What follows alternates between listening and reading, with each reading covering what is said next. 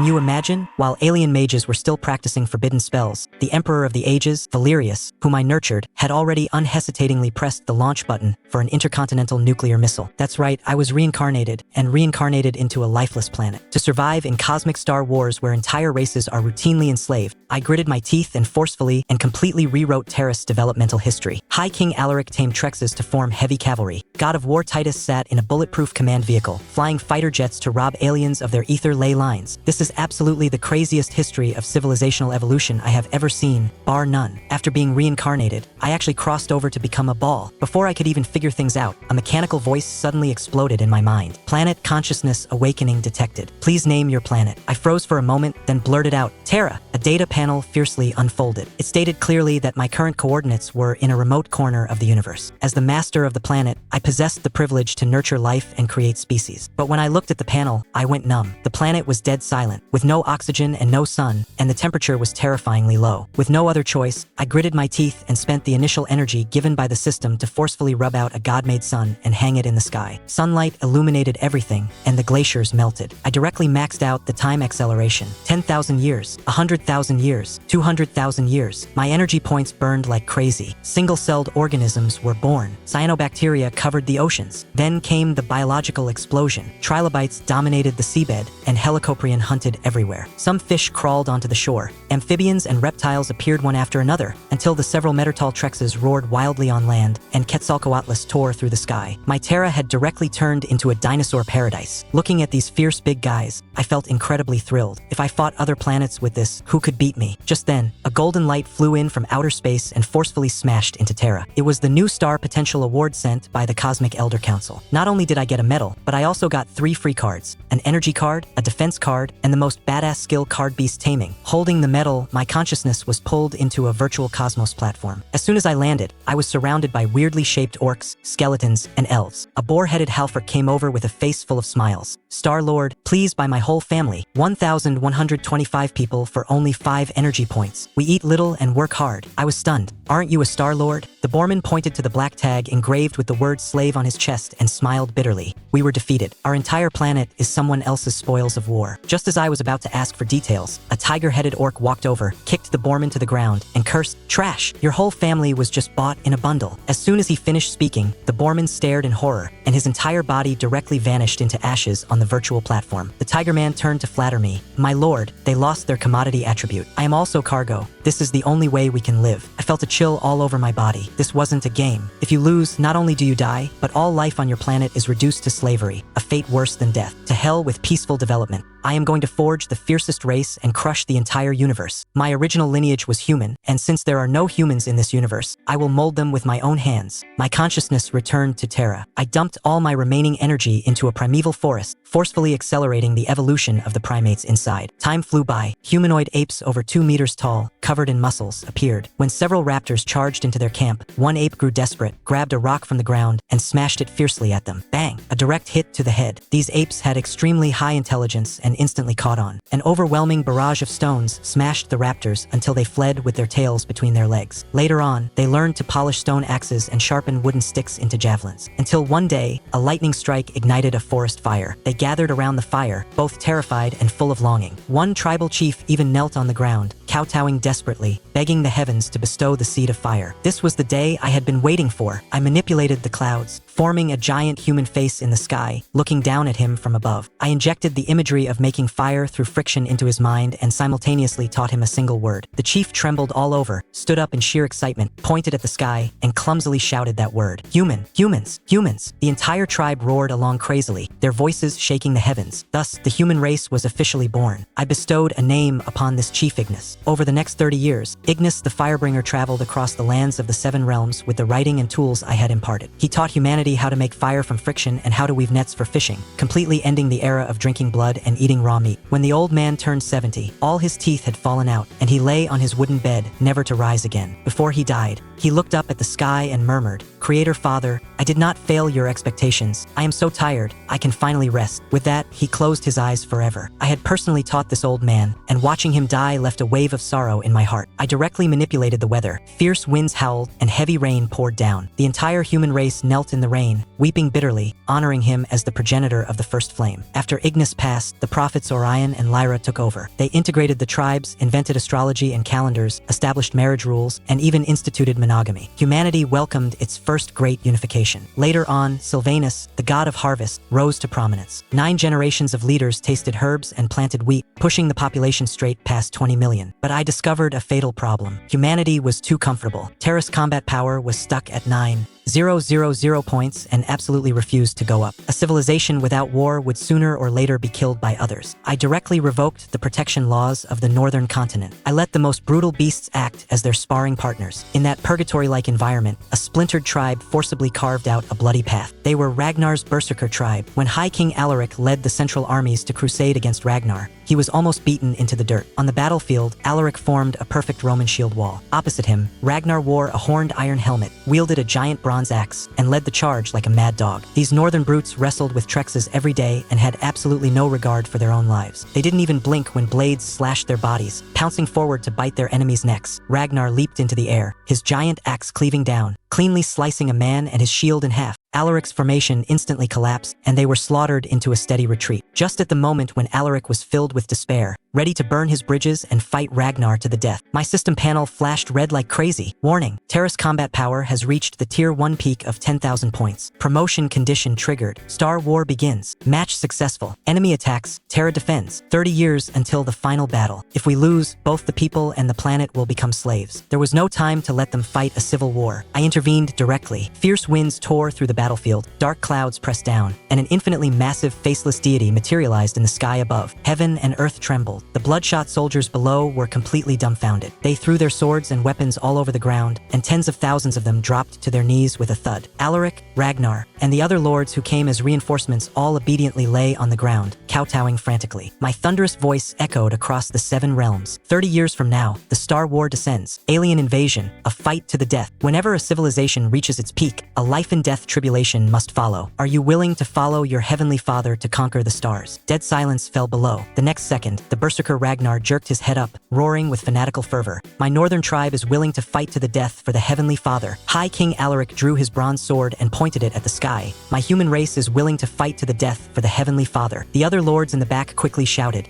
"Us too." The kings completely submitted, and the civil war ended. Alaric took command of the 7 realms, officially establishing the first empire of Avalon. To prepare for the alien invasion in 30 years, I directly pulled out that trump card, the grade biological card, bestowing upon the human race the racial talent beast taming. A set of profound knowledge instantly appeared in the minds of the entire human race. They suddenly realized they could understand the language of beasts. The entire Avalon Empire went completely berserk. Humans no longer feared wild beasts. They put reins on captured Trex hatchlings, training them into the strongest heavy armored cavalry on the surface. They climbed onto the backs of Quetzalcoatlus, forming the first invincible air force with absolute air superiority. The craftsmen weren't idle either. Iron tools were hammered out, and the most primitive gunpowder was packed into bronze canisters, exploding with earth-shattering force. To survive, everyone was risking their lives. 30 years passed in the blink of an eye. The moment the countdown reached 0, on the lands of Terra, an immensely massive star gate suddenly tore open. With flashing lights, the enemy's army began to pour endlessly out of it. I stared intensely at the screen, wanting to see exactly what kind of monster civilization we had matched against. As it turned out, what walked out was a group of rugged creatures less than 1.2 meters tall, with big noses and faces full of thick beards. Weren't these the dwarves from fantasy novels? I was just about to breathe a sigh of relief when my eyes suddenly froze. These shorties weren't holding hammers. They were carrying long-barreled muskets on their shoulders. The troops behind them were pushing dozens of pitch-black smoothbore cannons. Further back, they even brought out steam airships billowing black smoke and multi-barrel Gatling guns. The deployment countdown ended. A cold mechanical voice echoed through the sky. Deployment complete. The Star War officially begins. Looking at the steam Gatlings and smoothbore cannons pushed out by the dwarf faction, my scalp went numb. Cold weapon dinosaur cavalry exchanging fire with hot weapon steam machinery. How the FCK do we fight this? I stared dead at the holographic sandbox, my palms completely sweaty. As soon as the Stargate stabilized, the enemy planets chief god, Bor, also descended. This guy transformed into a massive phantom, looking down at Terra from above. Originally, he thought this was just going to be a crushing victory, but when he saw my world full of prehistoric behemoths, the expression on his face instantly froze. He was dumbfounded. Running on the ground were Trexes over 10 meters tall with mouths full of fangs. Swimming in the sea were Mosasauruses over 30 meters long. He had exhausted all of his planet's energy and ground away for 70 million years just to cultivate a single dwarf race. Meanwhile, I only spent a little over a million years to forcefully smash out a monster park where all things thrived and competed. Bor chickened out, but an arrow once shot cannot return.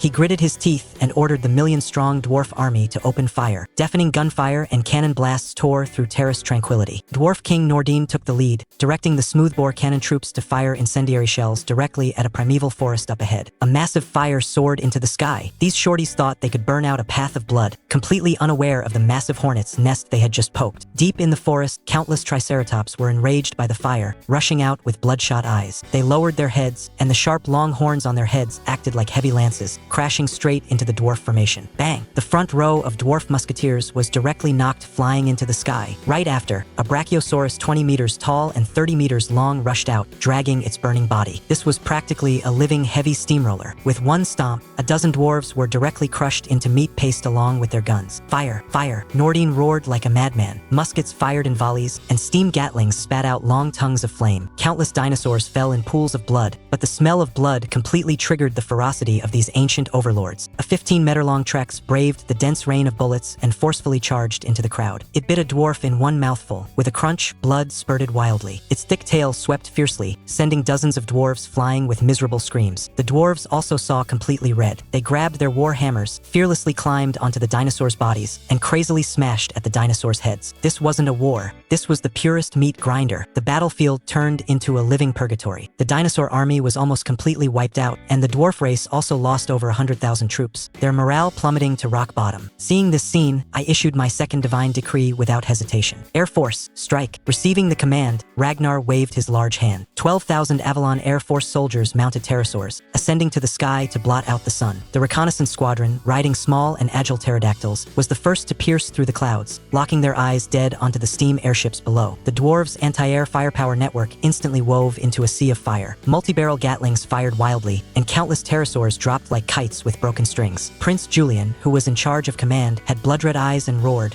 "Ram them!" Those Air Force warriors who were hit in the wings and destined not to survive didn't parachute. Instead, they let out a wild roar, ignited the bronze-skinned bombs in their hands, and steered their pterodactyls into living meteors, violently crashing into the dwarves' steam airships. Boom, boom, boom. Massive fireballs exploded in the sky. Relying on the anti-air gap torn open by the Suicide Squad, 800 massive Quetzalcoatlus finally broke through to directly above the dwarf army. Drop bombs. Over 4,000 bronze bombs rained down like a storm. The dwarves on the ground completely panicked. Bombs fell into the crowd, sending severed limbs flying everywhere. Compared to those blown up, even more dwarves were crushed to death by their own people in a stampede driven by extreme terror. Half an hour later, the human Air Force, out of ammunition and food, calmly retreated. Staring at the sandbox, I keenly caught a detail. While the dwarf army paused to regroup, a few dwarves actually drew their blades on each other, beating each other bloody just to fight over a cheap flask of hard liquor they carried. These guys were absolute alcoholics. I sneered and immediately transmitted my voice to High King Alaric. Gather all the strong liquor and mead in the Avalon Empire, put them in jars, and send the Air Force out again. This time, no bombs. Drop liquor. Alaric was stunned when he heard it, but he still executed it firmly. Soon, overwhelming numbers of pterosaurs covered the dwarf army once again. The dwarves scattered in panic, thinking it was another carpet bombing. Jar after jar fell from the sky and smashed onto the ground. There were no explosions, only the crisp sound of shattering. Immediately following, a rich aroma of wine filled the entire battlefield. No explosion. They're duds. No, this smell, it's fine wine. Top-tier fine wine. One dwarf smelled the alcohol, and his eyes turned green. He lunged like a madman at an intact wine jar. Get lost. That's mine. Another dwarf directly swung his gun butt and smashed it over. To fight for the booze, the dwarves' military discipline instantly collapsed. The lower-ranking soldiers brawled with each other, and some even raised their muskets and fired at their comrades. A million-strong army was forcefully turned into a super gang fight involving hundreds of thousands of people. It was total chaos. I gave Ragnar a direct order, full assault. Ragnar, who had long been unable to hold back, raised his giant bronze axe and roared at the sky. Thousands of archer cavalry riding raptors charged out of the jungle first, sharp arrows reaping the drunken dwarves like rain. Then, the earth shook and mountains trembled. The fully equipped human main force, riding Triceratops, Giganotosaurus, and Titanoboas armored in bronze plating, pushed across like a black tsunami toward the scattered, unorganized dwarf army. The dwarves completely collapsed, throwing away their armor and fleeing in a miserable state. Just then, an extremely aggrieved voice echoed in the sky. "Great Lord of Terra, I, the dwarf race, am willing to surrender." The dwarf god boar couldn't hold on anymore. He revealed his true form, knelt in the void, and humbly begged me to show mercy, promising that the dwarf race would build technology for Terra for all generations. The system notification rang at the same time. Star War victory. The enemy Star Lord chooses to surrender. You may devour him to gain 1,000 energy points, or keep him for enslavement. Looking at the screen, I manifested an infinitely massive divine body without hesitation. Seeing me appear, Boar kowtowed even harder to show his loyalty. I looked down at him from above, my tone icy. "Are you done talking?" He froze. "Those who are not of my race are sure to have different hearts. Terra only needs one god." With a thought, the powerful force of the rules directly crushed Boar's soul. Before he could even let out a scream, he turned into countless fragments and vanished into ashes. Energy points 1,000. My cold voice resounded across the globe. "From this day forth, the dwarf race is demoted to a criminal race, to toil like cattle and horses for my human race, never to rise again for 1,000 years. This war of national annihilation ended in total victory for the human race." The 1.4 million dwarf prisoners of war were broken up by Alaric and distributed to various parts of the Seven Realms to serve as hard laborers. 10 years passed in a flash. With the help of these top-tier blacksmiths of the universe, the Avalon Empire's tech tree shot up like a rocket. They leapt straight from the Bronze Age to the Iron Age, and then took giant strides into the Steam Age. Steam textile machines, steam trains, and multi-barrel muskets were continuously manufactured. The human population also experienced a massive explosion, breaking through the 50 million mark. But problems followed suit. Because the human race needed the dwarves' technology too much, local lords, for the sake of their political achievements, began to treat the dwarves like absolute VIPs. These shorties not only got rich but also usurped the roles of hosts. They hired humans as servants and even beat human commoners to death in the streets when drunk, and local officials didn't dare to intervene. What was more fatal was that a dwarf elder named Noah secretly contacted all the dwarves across the land and initiated a technology blockade. They intentionally drew the core blueprints for steam engines to be incredibly complex. For 7 or 8 months, they wouldn't teach the human craftsmen any substantial content. They even secretly colluded with corrupt officials, attempting to overthrow the Avalon Empire. They thought they did it flawlessly, but they forgot their habit of bragging when drunk. When the news reached the capital, the aged High King Alaric looked at the mountain of dwarf crime files and was so angry he spat out a mouthful of black blood on the spot. "Those who are not of my race are sure to have different hearts. The Heavenly Father was right. I have been too merciful after all." Alaric completely tore off his mask of hypocrisy, revealing the iron-blooded fangs he used back when he slaughtered the Berserker tribe. Kill. A purge sweeping across the Seven Realms began. The royal guards followed the maps to kick down the doors of the dwarves, dragging out those dwarf elders who were still hugging women left and right, and beheaded them directly in the streets. In just 3 short months, out of the original 1.5 million dwarves, Alaric slaughtered exactly 600,000 in one breath. He killed until heads rolled and rivers of blood flowed. The remaining dwarves had their courage completely shattered. They knelt on the ground, frantically handing over all core technologies, crying and begging for humanity's forgiveness. The steam engine was finally perfectly replicated. Alaric immediately enacted an iron law. The ID cards of all dwarves permanently locked them into the craftsman profession, forbidding them from taking office for generations and strictly banning cross-border movement. The most ruthless rule was the alcohol ban. Dwarves had to buy alcohol using their real names. The more they bought, the heavier the tax, directly choking off the source of their riots. After the iron-fisted suppression, the human race welcomed an unprecedented golden age, and I merely took a short nap in my divine kingdom. When I opened my eyes again, steam chariots were already racing wildly across the continent. Time ages all men. Even the once invincible Alaric could not survive the blade of time. In year 53 of the Empire, the 124-year-old High King was terminally ill. On the night before his death, I quietly descended into his dream. We sat together like old friends, chatting about the magnificent waves of his life. From the savage era of friction fire to the roaring golden age of steam. He smiled and said,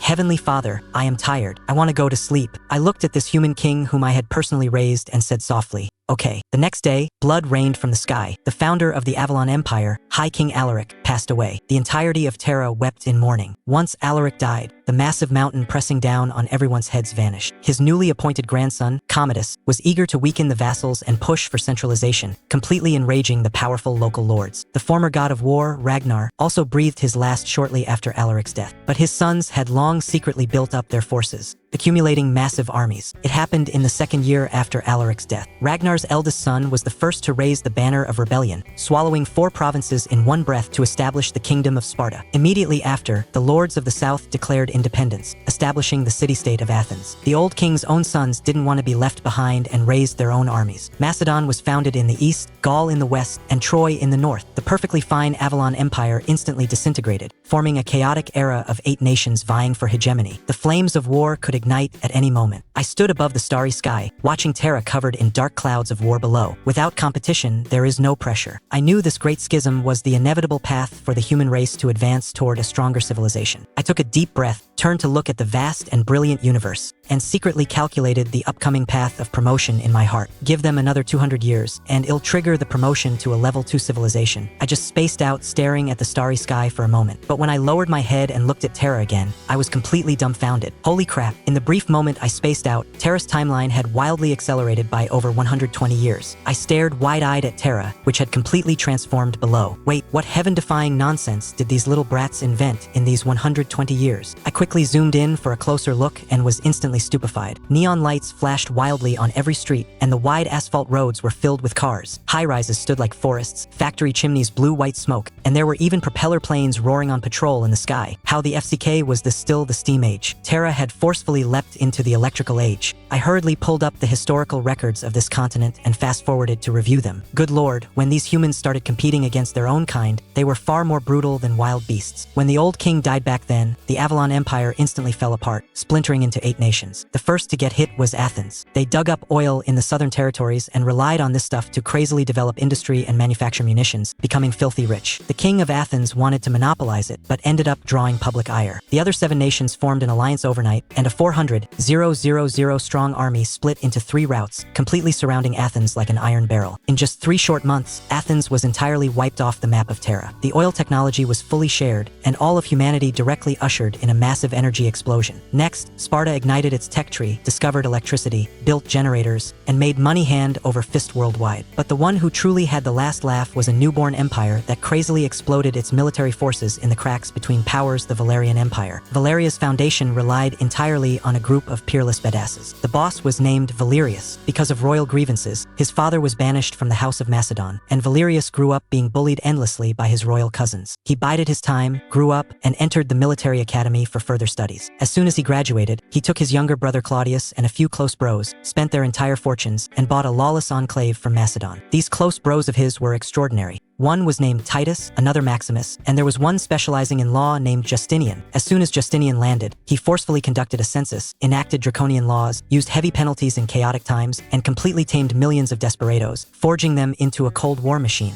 And Valerius' blood brother, Claudius, was an ultramad scientist the likes of which hadn't been seen in 10 million years. He cracked Sparta's generator and, generalizing from that, rubbed out the internal combustion engine for the empire. Once the internal combustion engine was out, heavy machine guns, mortars, and large trucks were all manufactured. Even more absurdly, Claudius invented a super building material called titanium silicon mud that was indestructible and could self-repair. Relying on this material, Valeria directly built an unbreakable steel capital city Nova Roma. Even steel behemoths like tanks were forcefully brought from blueprints onto the battlefield by Claudius. Equipment suppression, tactical dimensional reduction. When the Empire's 200,000 elite iron cavalry were unleashed, they instantly shocked the entire universe. Just as Sparta declared war on Macedon, Valeria flanked them from behind. Maximus played out infantry tank synergistic tactics, and Titus executed blitzkriegs and decapitation strikes. The Imperial army poured out in full force, artillery washing the ground, tanks flattening everything. In a mere 10 days, the 2 great kingdoms were wiped out on the spot. Following that, Maximus commanded human history's first flying bomber squadron, subjecting Gaul to frantic carpet bombing. Planes dropped bombs from the sky, machine guns strafed the ground, and in 9 days, Gaul raised the white flag to surrender. Titus was even more ruthless. He led troops straight to Macedon, taking the old capital without shedding blood. He didn't waste words. He took the 327 members of the Macedonian royal family who had bullied Valerius back in the day, tortured them all to death, leaving no one alive. A fierce flurry of operations, and the 8-nation melee was directly reduced to a tripartite balance of power between Valeria, Sparta, and Avalon remnants. Sparta panicked and brought out cruise missiles capable of hitting hurtling 300 kilometers away. The Avalon remnants also hauled out a 1,500-ton super cannon. Since no one could swallow the others, the three factions simply sat down and set a rule. Whoever first built a strategic weapon capable of destroying a nation in a single strike, the other two factions would immediately surrender unconditionally and reunify. Once this rule was set, the world remained stable for exactly 60 years. 60 years later, the mad scientist Claudius, whose hair had turned white, actually rubbed out the mushroom bomb. Truth only exists within the range of a cannon. Several heavy missile launch vehicles rolled into position. The countdown ended, and fire rocketed into the sky. 10 or so minutes later, a missile smashed straight into an empty field next to the Spartan capital. The earth trembled, and a massive mushroom cloud soared into the sky, possessing apocalyptic destructive power. That very night, the high echelons of the other two nations collectively slid to their knees and announced their unconditional surrender. The human race was unified once again. Valerius ascended the throne and titled himself the first emperor. With the great unification completed, the emperor brought his old brothers Titus, Maximus, and the rest to the highest holy mountain, kneeling on the ground and gazing eagerly, begging me to manifest. These were my most capable top-tier workers. I absolutely had to give them enough face. I directly mobilized the clouds in the sky, transforming into a 10,000-foot divine body, looking down at the peaks. With a wave of my hand, that sacred scepter symbolizing divine right of kings, eternal empire pierced through the clouds and landed firmly in Valerius' hands. Looking at the aged faces of the emperor, Titus, and the rest with a thought, I slammed down a precious 5 points of energy. A blinding light completely enveloped them. As the white light faded, a miracle descended. Valerius and Claudius directly had their lifespans extended by 50 years, and Titus, Maximus, and Justinian had their lifespans extended by 25 years. The white-haired old men instantly regained their youth, returning to their peak combat forms. The whole world went completely crazy. Cries of "Long live the Empire" shook the continent. My voice, resonant as a great bell, dropped a fierce decree. 20 years from now, Terra will be promoted to a level 2 civilization. Prepare to face the cosmic war. 20 years passed in the blink of an eye. Valeria completely digested global technology, entered the information age, and its population skyrocketed to nearly 700 million. Watching the countdown hit 0, I unhesitatingly pressed the upgrade button. Boom! Terra instantly crossed the endless void, directly ascending to the 10th star ring of the local interstellar cloud in the center of the universe. Surrounding us were alien civilizations eyeing us like tigers watching their prey. I immediately logged into the virtual starry platform and claimed my 9th place gift package on the new star potential rankings. Upon opening it, I burst out laughing like a pig. A full 10,000 points of energy, plus a 2-star cosmic wonder blueprint. I struck it rich. I finally didn't need to pinch pennies anymore. I dumped 7,000 energy points in one breath, leveling up twice consecutively, forcibly stretching Terra's diameter from 2,000 kilometers to 9,000 kilometers. The earth quaked and tectonic plates tore apart. Terra's oceans were forcefully parted and widened, literally creating 3 entirely new continents: Azure, Sky Profound, and Listening Sea. The place where the Empire originally resided was named the Primordial Continent. I ran to the slave market again, spent 300 energy points, and bought 9 million dwarf slaves in one breath, throwing them all directly onto the new continents to do infrastructure work. The remaining main event was that cosmic wonder blueprint. Good things must be used where it counts most. I decisively dropped 4,000 energy points to protect the human race's main base, the Primordial Continent. Cosmic wonder, the colossal Great Wall rise. The deafening sound of rumbling was endless. A giant wall of obsidian bricks, reaching 140 meters high and nearly 70 meters wide, rose from the ground like a slumbering dragon, securely enclosing the entire border of the Primordial Continent. The gates were divided into 4: Griffin, Dragon, Phoenix, and Behemoth, looking majestic and deadly. This thing was not only immune to all physical and magical attacks in the universe, but it could also permanently boost human morale by 50%. Its most broken hidden attribute was the enemy star gate absolutely could not open inside the Great Wall. This was simply the most unsolvable turtle shell in the universe. As long as our people stayed inside the wall, anyone who came would lose a layer of skin. With the defense line set up, the 5 great legions separately guarded the passes, and the human race peacefully developed for another 46 years. But then another problem arose. After 46 years, the Empire's technological development hit a bottleneck. The most fatal issue was that the Empire's high command was getting old again. The Emperor and the others were already approaching the limits of a human lifespan, and the shackles of their genetics were tightly choking their necks. I couldn't just stand by and watch the Empire's founders, whom I had painstakingly nurtured, die of old age. Since technology had hit a dead end, we would take the supernatural route. I transformed into human form, spent 2 energy points,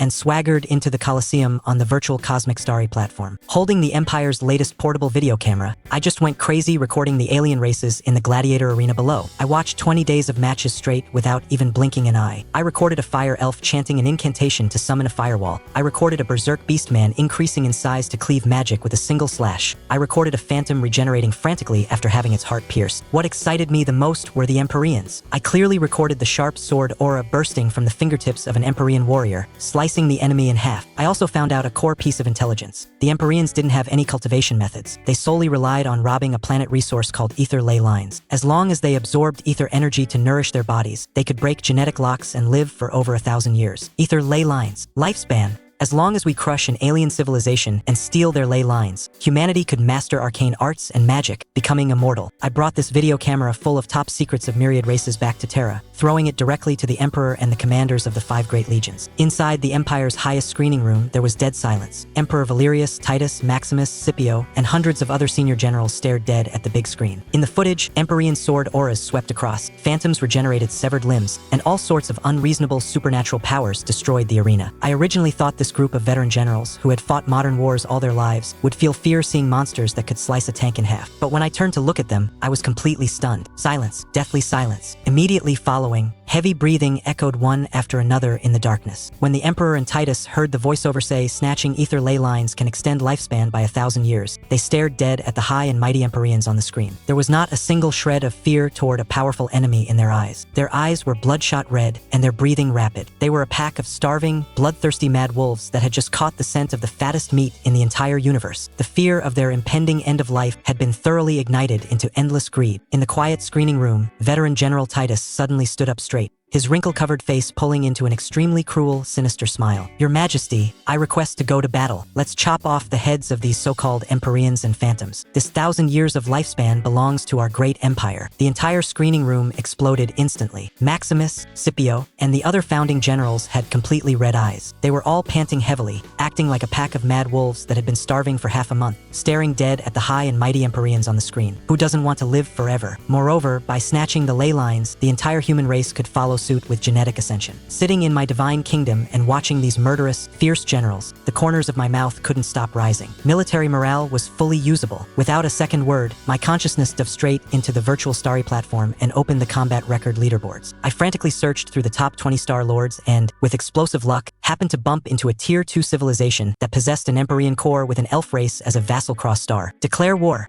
The system prompt sounded thunderously. The opposing Star Lord had no way to refuse such a forced match. A massive stargate rose directly from the ground at the northwest corner of Terra's sky-profound continent. I instantly slapped the intelligence directly into the Emperor's brain. Valerius issued the highest war mobilization order overnight. The Empire's war machine ran at full capacity. Titus took command, personally leading 200,000 human elites from the Griffin Legion, plus 300,000 fully armed dwarf berserkers, marching grandly toward the Stargate. As soon as the vanguard troops stepped out of the Stargate, the Empyreans on the opposite side were floating in the sky, full of disdain. In their eyes, ugly freaks like dwarves who only knew how to hammer iron, plus a group of humans holding fire sticks rifles, didn't deserve to be their opponents at all. The Lord of Crossstar didn't even look them straight in the eye, directly ordering the 3 major elf legions Wind, Water, Wood they raised to lead the charge. Sitting in his bulletproof command vehicle, Titus looked at the intelligence beamed back from the sky on his large screen and let out a cold laugh. Do these birdmen with wings really think they're invincible in this world? The moment the energy shield disappeared, the humans were in no rush to open fire. Several micro-reconnaissance satellites trailed long exhaust flames and shot straight up 50,000 meters into the sky. The Empyreans on the opposite side were bewildered. A few hard-headed gods flapped their wings, wanting to fly up and see what those things were. But by the time they reached 18,000 meters, they couldn't endure the lack of oxygen and air pressure. What did they know about modern aerospace technology? Once the satellites were in position, the entire cross-planet became a fully revealed transparent sandbox map in front of Titus. Every single move of the Empyreans, down to how many eyelashes the Elf King had, could be seen with absolute clarity on the high-definition screen. The other side couldn't hold back anymore, and the Wind Elf Legion attacked first. With the buff of their mage's acceleration, 50,000 Black Panther cavalry turned into a black torrent, launching a desperate suicidal charge toward the dwarf positions. The frontline dwarf commander took a gulp of strong liquor, let out a burp, and fiercely waved the command flag in his hand. Cannons, resentment trebuchets, fire for me. Boom, boom, boom. 10,000 cannons fired at once. Tens of thousands of artillery shells trailed piercing shrieks as they smashed into the elf army. These weren't ordinary artillery shells. They were fully packed with the dwarves' specially made resentment poison gas. Green toxic fog exploded within the elf formation. The elf warriors touched by the poison instantly got blood-red eyes, entirely lost their reason, drew their long swords, and began hacking wildly at their own comrades beside them. Even the Black Panthers they rode went mad, biting everywhere. The charging formation instantly collapsed. A horrifying stampede occurred within the elf army, causing countless casualties. The Wind Elf King grew desperate and immediately sent out the Hippogriff Air Force, wanting to pull out the dwarves' Dwarves' artillery positions. 10,000 hippogriffs pounced over, blotting out the sky and sun. The machine gunners of the dwarf anti-aircraft battalion had been waiting in their trenches so long their hands were itching. Fire! A dense hail of anti-aircraft machine gun bullets wove into a net of deathly fire in the sky. The hippogriffs' magic shields were as brittle as paper in the face of this metal storm. One shot, and both man and bird exploded into a lump of black charcoal, dropping down like dumplings. The Empyrean overseers mixed within the elf army completely lost their patience. Relying on their divine power protection, they spread their pure white wings and forced their way into the sky, intending to rely on their physical bodies to tank the bullets to their faces. But as soon as they took flight, the dwarf helicopter squadron in the sky pressed their launch buttons. Infrared heat-tracking missiles. Dozens of Empyreans in the air were locked onto dead by the missiles. Scared out of their wits, they jumped up and down trying to escape, but the missiles bit onto them like they had eyes. Boom, boom, boom. What bullshit ascendance. In the face of modern anti-air missiles, they were all blown into mists of bloody rain. High in the sky, Mongo, the captain of the 3rd Dwarf Helicopter Squadron, stared dead at the Elf King wearing the golden crown on the screen below. This kid was 270 years old this year, completely broke. He had just recently been assigned an elf wife and was severely lacking military merits to climb the ranks. Brothers, Mongo gave a loud roar over the radio. See that guy wearing the crown down there? Smash him. When we get back, everyone gets a wife. Charge. 1,000 armed helicopters instantly went into a rapid dive from 6,000 meters up. 4,000 missiles simultaneously locked onto the Elf King. The elf mages below nearly popped their eyes out, desperately holding up over a dozen wind walls. But against a saturation bombing of 4,000 missiles, what could you possibly use to block it? The wind walls shattered instantly, and the violent shockwave directly evaporated the Wind Elf King along with his mount in a split second. With the royal flag fallen, the remaining elf army completely collapsed. Hundreds of thousands threw down their weapons, knelt on the ground, and wailed with their heads in their hands. Titus decisively ordered the army to press forward. Tens of thousands of fighter jets circled in the sky to intimidate them, showering down an overwhelming number of surrender leaflets. Seeing this display, and realizing their own gods couldn't even withstand those iron lumps, the remaining water elf and wood elf legions simply raised the white flag directly.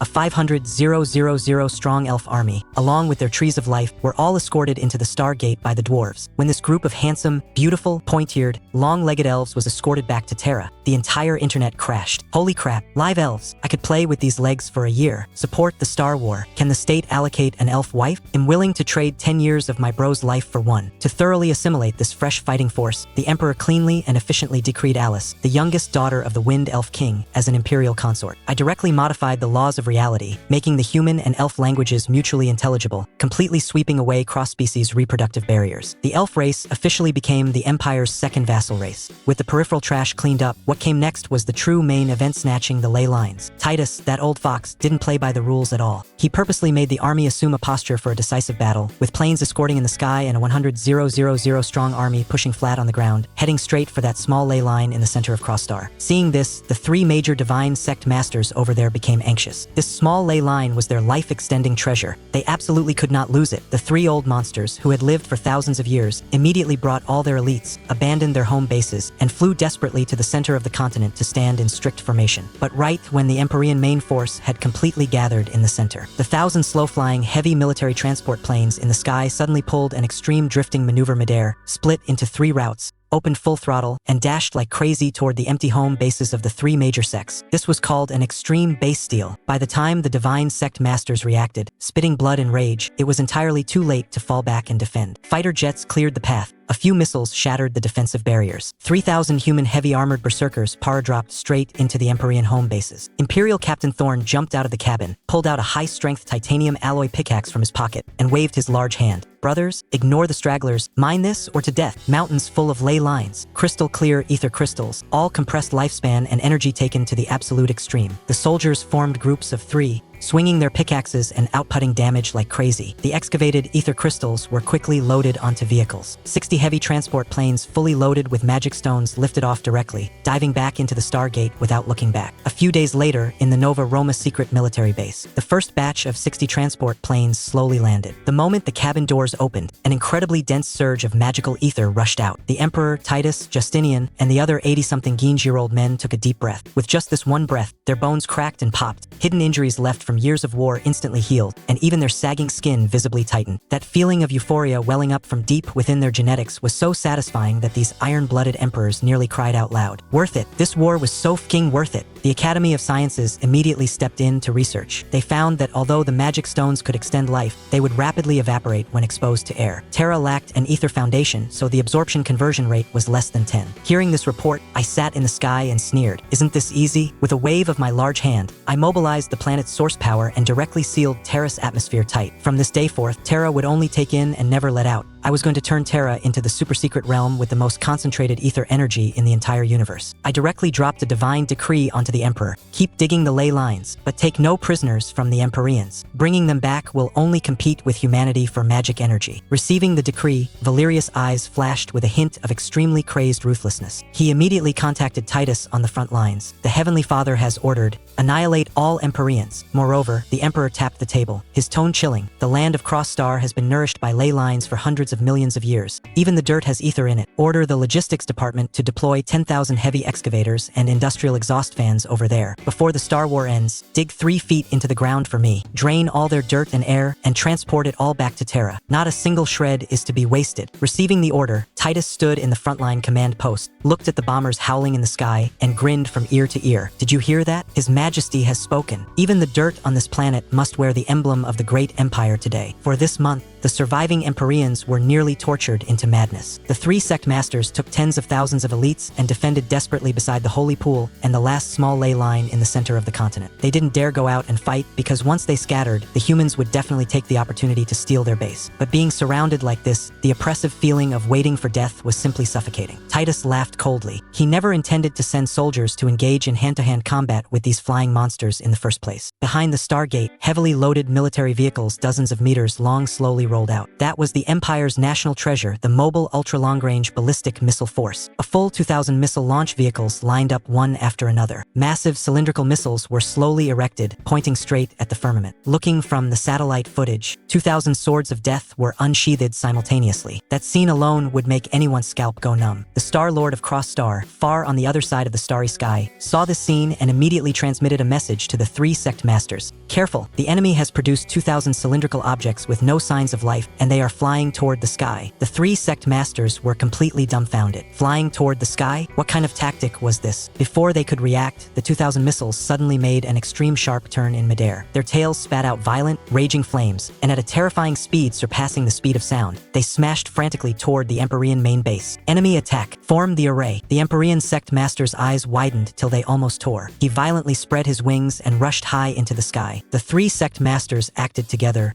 and tens of thousands of Empyrean warriors frantically poured their bodily ether energy into the array nodes. A massive golden energy defense shield covering over 3,000 square meters took shape in the sky. Humph, do they really think energy shields are invincible? Titus looked at the screen and lightly spat out 2 words, deploy MIRVs. Right at the moment the missiles were about to crash into the energy shield, the warheads of the 2,000 missiles suddenly blew open, splitting from 1 into 5. A full 10,000 small warheads equipped with infrared heat tracking rained down like a meteor shower, directly bypassing the frontal energy shield and smashing into the Empyrean army's positions from all directions. Boom, boom, boom. The earth sank. Flames soared to the heavens. The Empyreans' defensive formation was instantly torn to shreds. Countless high and mighty gods were blown into a sky full of blood and flesh. Looking at their homeland reduced to purgatory, the 3 sect masters' eyes dripped blood. They knew the momentum was lost. Even if we die, we will drag them down with us. The sect master roared. The 3 astral apostle level experts turned into 3 streaks of flowing light, braving the dense anti-aircraft artillery fire, and charged desperately toward the direction of the Stargate. Dozens of Imperial fighter jets immediately met them heading for an interception. Self-destruct detonate. The 3 sect masters didn't hesitate at all, directly detonating the cores they had painstakingly cultivated for 1,000 years right amid the fighter jet squadron. In the deafening sound of explosions, 27 fighter jets were vaporized on the spot, and 18 Imperial pilots died heroically. This was also the greatest casualty the Empire suffered in this Star War. With the fall of the 3 sect masters, the remaining Empyreans completely lost their ability to resist and were thoroughly erased by the overwhelming bombers. Total victory for the Empire. Next came the insanely frenzied autumn autumn harvest phase. The Imperial army not only uprooted the holy pool, ley lines, and trees of life entirely, but even listened to the Emperor's orders and brought in tens of thousands of industrial excavators and exhaust fans. Every blade of grass, every tree, every handful of dirt, and every wisp of air on Cross Star that had been nourished by ether was completely drained, sucked dry, and hauled back to Terra. Looking at the thoroughly squeezed dry Cross Star, I decisively obliterated the enemy Star Lord. 2,000 energy points entered my account. Next came the moment to witness a miracle. Hovering in the sky above Terra, I crushed that largest small ley line. Crystal clear ether dust sprinkled over the entirety of Terra like a blizzard. "Revive my darlings!" I shouted out with wicked amusement. In an instant, Terra's ether concentration wildly soared from 3% straight to 72%. All of humanity boiled over. Taking a deep breath, years of rheumatic old cold legs were instantly cured, and faces full of wrinkles visibly faded. Even the wild grass by the roadside grew like crazy, as if it had been injected with hormones. Inside Nova Roma, the 83-year-old Valerius drank water of life obtained from the elves, coupled with the baptism of high-concentration ether. His originally loose skin rapidly tightened. His head full of white hair turned black, and in the blink of an eye, he actually recovered to the peak state he had at 30 when he swallowed rivers and mountains. Ha ha ha. 10,000 years for the Empire. Long live the Heavenly Father. The Emperor clenched his fists, feeling the explosive power within his body, and laughed wildly at the sky. But this wasn't enough. Terra had no arcane meditation methods. Humans simply didn't know how to keep the inhaled ether energy within their bodies. At the critical moment, the mad scientist Claudius stepped forward again. He utilized the Empire's most advanced supercomputers, running tens of billions of data simulations on the human Bodis 720 acupoints and 12 meridians. Finally, he forcefully used science to calculate a magical codex, the Imperial Great Cycle Ascension Codex. As long as one broke through the core meridians and compressed ether energy into the sea of chi magic core, humans could perfectly replicate the magic system of the Empyreans. The entire human race went completely crazy. Ether Ascension was directly incorporated into the 9-year compulsory education. From elementary school onward, while learning math, physics, and chemistry, they memorized magic circuit diagrams. The military only accepted ascendants who could light up their magic core. The era of universal arcane arts officially descended. Imperial Year 64. The Empire's top soldier, Gareth, acting as the first test subject for cultivation, surged forward wildly. In just 5 years, he reached the peak of the initiate stage with single-arm strength approaching 10,000 caddies. But he was stuck at the bottleneck of the ether core, unable to advance a single inch for an entire year. Veteran General Maximus found him carrying a jug of wine and patted him on the shoulder. "Gareth, your heart is too chaotic. Ascension is about cultivating your fate, not your ranking." Gareth was suddenly enlightened. That very night, he resigned from all military posts, took off his uniform, brought only a heavy sword, and began to measure all of Terra on foot. He walked past the steel furnaces of the dwarves, saw the trees of life of the elves. When thirsty, he drank dew. When hungry, he killed dinosaurs. 2 years later, a homeless man covered in dirt with an unshaven face quietly walked into Nova Roma. He came before the arcane monolith I had dropped into the secret realm of Nova Roma, sat cross-legged, and sat withered for 3 days and 3 nights straight. On the afternoon of the 4th day, Gareth abruptly opened his eyes. He pulled out the rust-covered heavy sword from his waist and casually tossed it into the air. "Rise!" The heavy sword let out a crisp ring and floated steadily midair. Gareth leaped up, stepping firmly on the blade, looking like a high-tier angel descending to the mortal realm, soaring straight up 90,000 miles. The commoners of Nova Roma watching below, including the Emperor and Titus who hurried over, completely dropped their jaws. Gareth pointed his fingers like a sword, aiming at a 100-meter mountain in the distance. A terrifying 10-meter-long sword aura flew from his hands. With a boom, it directly cleaved a massive chasm straight through the mountain peak. The human race's first ascendant to condense an ether core, the first arcane blade master, was born right then and there. He wrote down the combat skills he comprehended before the divine monolith into a booklet and tossed it into the Empire's royal library. On the cover, 3 large words were prominently written: Arcane Blade Arts. The entirety of Terra bloomed. Some developed psionic weapons, others delved into magic potion formulas. Sitting in the sky, watching this group of cheat-like humans, my heart bubbled with joy. If they developed for another few hundred years, I could take the Imperial Iron Cavalry and directly flatten the Cosmic Elder Council. Just as I was happily watching the show, the metal on my chest suddenly let out an ear-piercing alarm. Warning: Lich King Mordecai has initiated a forced declaration of war against you. The smile on my face instantly froze. Someone actually took the initiative to attack me? I clicked open the opponent's racial panel, took one look, and felt my scalp go numb, cursing with a face full of disgust. Holy crap, how could it be these disgusting things? Looking at the densely packed letters on the panel, I rubbed my brow in annoyance. The undead race. If I really let these skeletons reeking of death breach Terra, I wouldn't have a single patch of good land left. Absolutely no one in the universe wanted anything to do with this kind of disgusting garbage. If you won, all you got was a pile of rotten bones you couldn't sell, completely unqualified to even be slaves. But on second thought, no matter how small a mosquito is, it's still meat. I might as well treat it as a farming spot. I gritted my teeth and decisively pressed accept. The generation location of the Stargate lit up immediately. I looked down and almost laughed out loud. How How could his luck be this bad? The Stargate actually opened at the very edge of the listening sea continent, a full 3,000 kilometers away from the nearest Skyper-found continent. As soon as the undead army stepped out the door, it would be endless deep sea, a veritable ocean view gate. A Star War has a 1-year deployment period. The Valerian Empire satellites locked onto the Stargate's location immediately. When the news reached the palace, Emperor Valerius unhurriedly took out his phone and called over all the military big shots. I smoothly sent down a divine decree, telling him plain and simple: these skeletons have no loot, treat it as a monster spawning spot, finish it quick, bring out the tech and the big guns. He'll handle the local radiation problem. The Emperor saw it and understood instantly. The Heavenly Father has spoken, so just bring out the big mushrooms directly. Over the past decade, the human race hadn't just been focusing on ascension. The tech tree had equally flourished. The latest anti-air defense systems were deployed 247 inside the colossal Great Wall, and satellites covered the sky with 0 blind spots. For this Star War, the Imperial military finalized the battle plan overnight. The rocket force would fire nuclear missiles directly from the Skyper-found continent to wash the ground first. Once the opposing Star-Lord was bombed into doubting life itself, the Navy and troop transports would push forward, counter-invading the enemy planet to conduct carpet bombing. Simple, brutal, and efficient. Orders were given, and global armories fired up their machines, crazily producing radiation suits. The day the Stargate fully opened, the Imperial High Command gathered in the Satellite Monitoring Center. On the screens, dense masses of skeleton soldiers, their eye sockets flashing with soul fire, limped out of the Stargate. Those holding shields, holding bows, and the necromancers mixed in the back ranks flowed out endlessly, as if there were no end. At this moment, Lich King Mordecai was shaking with excitement. This old guy had lived for a whole 300 million years, stuck at Tier 2 civilization for 230 million years. Over those long years, he had only fought 2 Star Wars, because the undead race was too disgusting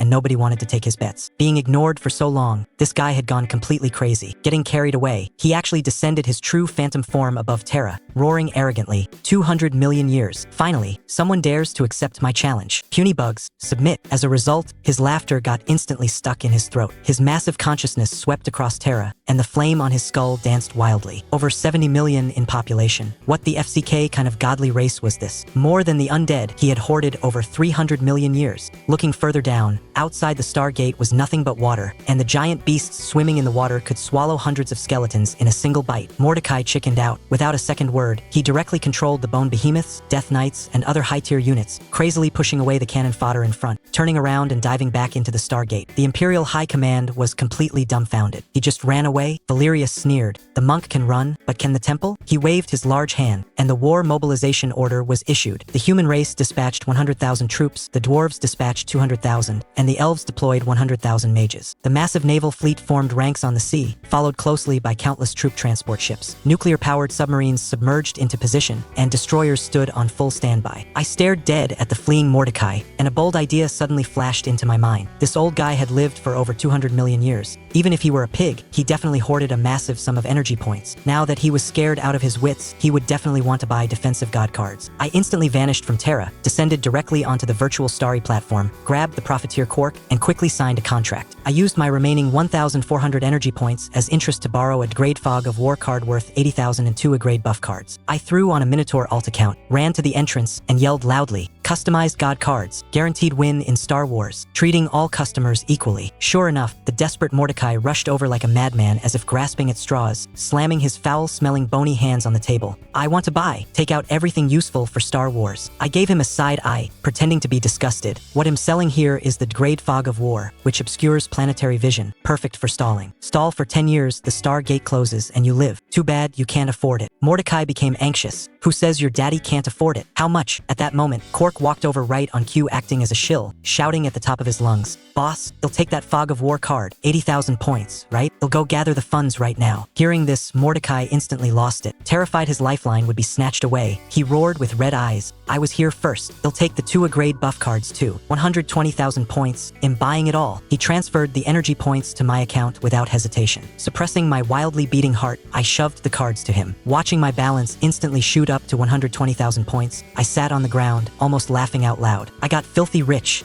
Mordecai took my cards and happily ran back to defend against me. The Star War officially commenced. Fierce winds gathered dark clouds over the sea. The moment the protective shield vanished, the Imperial fleet fired 10,000 cannons simultaneously. Missiles carrying mushroom warheads streaked across the sky like fireworks, drilling accurately into the Stargate. On the other side of the Stargate, Mordecai had already activated the fog of war, blocking his undead army tightly at the entrance, setting up an absolute defense formation. He had just wanted to catch his breath when a missile came howling in. The leading Death Knight drew his bone sword and struck the missile accurately. Boom! A massive mushroom cloud rose from the ground. The terrifying shockwave instantly blew the surrounding undead into the sky, and the skeletons in the center of the explosion turned to ash on the spot. One after another, mushroom clouds blossomed across the undead planet. The buff cards Mordecai bought for 120,000 points weren't even worth a fart in the face of nuclear radiation. 3 days later, dwarf warriors wearing heavy radiation suits and holding giant shields marched steadily through the Star Gate. Detectors showed this world had no oxygen, so they could only fight in shifts wearing oxygen masks. At this point, Mordecai was in utter despair. He looked up at the nukes flying all over the sky and gave up struggling. The system prompt sounded in my ears. The opponent requests to surrender. Do you accept? I sneered. Refused. Convert to energy. The winner is king, the loser is the bandit. This is the law of the universe. If I were soft-hearted today, it would be Terra getting bombed to dust tomorrow. With a single command from me, Mordecai turned into fragments and dissipated. Congratulations on winning the Star War. Received 50 extra energy from the opponent. Energy 12,015 points. God cards have been returned to inventory. Obtained the opponent's companion relic. Ossuary Abyss LV.6. Total victory. Not only did I net 12,000 points and get all the god cards back, but I also looted a level 6 Ossuary Abyss. With a wave of my hand, the army instantly withdrew to Terra, and the Star Gate completely dissipated. I casually sucked all the overflowing radioactive toxic gas on Terra out to the edges of the universe. Looking at the balance hitting 118,015 points, I felt like I was walking on air. Money shouldn't just sit there. It must be immediately converted into combat power. I charged back to the Starry platform, heading straight for the top-tier official auction house. With energy points over 100,000, I was directly invited into the VIP booth by a fox girl. This place was crazy expensive. A small ley line was 8,000, and a medium ley line spiked straight to 82,000 points. Gritting my teeth, I dropped exactly 90,000 to buy one medium and one small ether ley line. Next, I spent 10,000 points to buy a mech tech tree. When the fox girl handed it over, I took a rough glance and my heart skipped a beat. Mechanical heart, mech synthesis, spatial jumps, plasma weapons. This wasn't level 2 tech at all. Even level 3 tech got mixed in. That old fox Quark was absolutely a big shot with sky-high connections, using the auction house's hands to send me cheats. I quickly paid and left, not daring to stay a second longer. Returning to Terra, I immediately began upgrading the planet. Dropping 10,000 energy points, Terra trembled violently. Its volume instantly expanded, the diameter exploding from 9,000 kilometers to 15,000 kilometers. The newly partitioned 3 continents surfaced from the ocean in a triangular formation. As the planet grew larger, the ether concentration began to plummet. I crushed that small ley line, and ether energy fell like golden rain, eventually stabilizing the global ether at 37. Next was the main event. Using supreme divine power, I forcibly carved out an independent pocket dimension with a 4,000 kilometer diameter in the sky. I buried that astronomical priced medium ley line at the deepest part, then threw the captured level 6 ossuary abyss inside. Finally, I hung an artificial mini-sun and set down the laws of heaven and earth. First, a time ratio of 10 to 1. 1 year outside, 10 years inside. Second, inside the secret realm, lifespans are locked. Once inside, you achieve immortality. Third, the undead are zoned by level. The first 3 years are safe. After 3 years, low-level skeletons riot. After 5 years, death knights hunt you down. A 10-year cycle. Want immortality? You can have it, as long as you can survive the jaws of these mad dog undead. I named this place the Genesis Realm, scattering 1,000 keys directly, manifesting them as a divine decree on Valeria's desk. The instructions were clear.